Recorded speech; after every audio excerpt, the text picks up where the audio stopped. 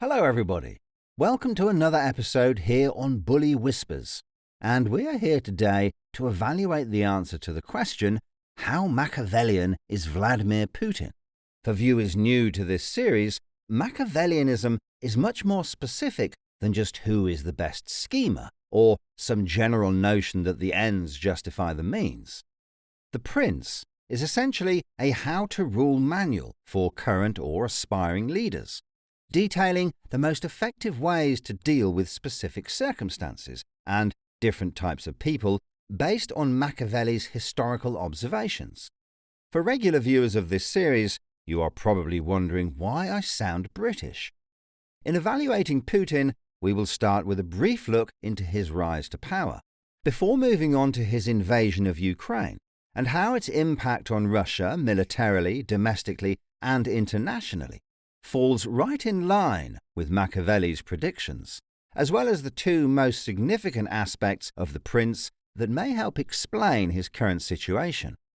According to Machiavelli, a prince must act in the spirit of the times, and in Soviet-era Russia, joining the KGB was a great route to power.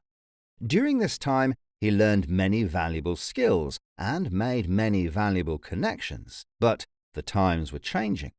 After the fall of East Germany, Putin went back to Leningrad to work at the university and reunited with Anatoly Sobchak. But the times weren't done changing. With communism failing, Putin could see the writing on the wall and left the KGB to join the office of the first democratically elected mayor of St. Petersburg, Anatoly Sobchak. Now that he was part of the new Russian social structure, he could continue his quest for power.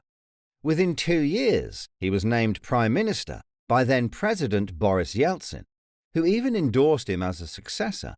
But Putin had a problem. No one really knew who he was, which could be a hindrance in a popular election. According to Machiavelli, a prince should in all actions seek the reputation of a great man, and this is an ideal that Putin takes to heart. From playing hockey to showing off his flabby man boobs, he is constantly putting forth an image of power. However, if no one knows who you are, then these are just the actions of a hockey-playing Instagram model. So he needed to craft the image of a strong leader.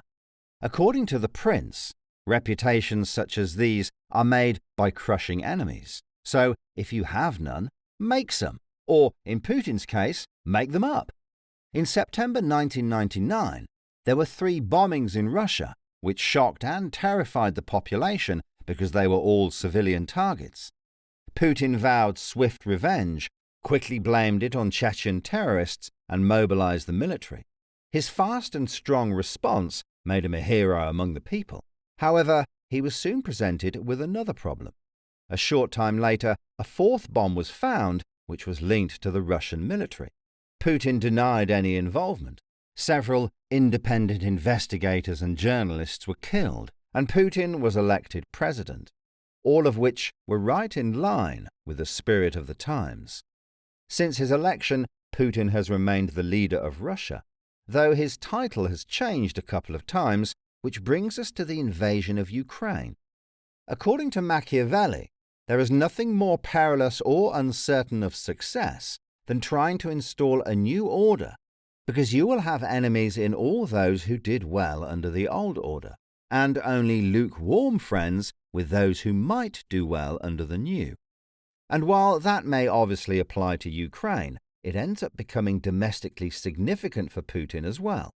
One of the reasons for Putin's invasion was quite Machiavellian. The prince says to prevent any power as strong as you, in this case NATO or the West, from gaining a foothold, and he uses the perfect Machiavellian excuse of becoming the protector of your weaker neighbor. Under the guise of liberating oppressed people from genocide and Nazi leadership, as well as claims that Ukraine was not a real country, which will come back to bite him, Russia invaded Ukraine.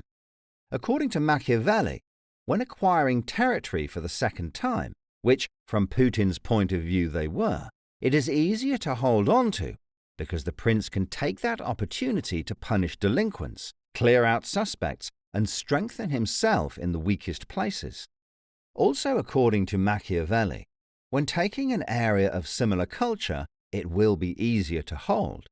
All the prince has to do is kill the leaders, and things will be good soon, which Putin has already laid the groundwork for through ridiculous claims such as the Jewish president of Ukraine being a neo-Nazi. Of course, this was not the first that he had made, nor would it be the last. And Machiavelli warns that a prince should always be aware of how what they say appears to others. Unfortunately for Putin, when taking an area of similar culture, Machiavelli also added a caveat. They can't be used to self-rule, which the Ukrainians were. The spirit of the times had changed, and Putin failed to recognize it. In this scenario, Machiavelli says that it will require a great energy to take and hold, because the more used to freedom they were, the harder they will fight to keep it.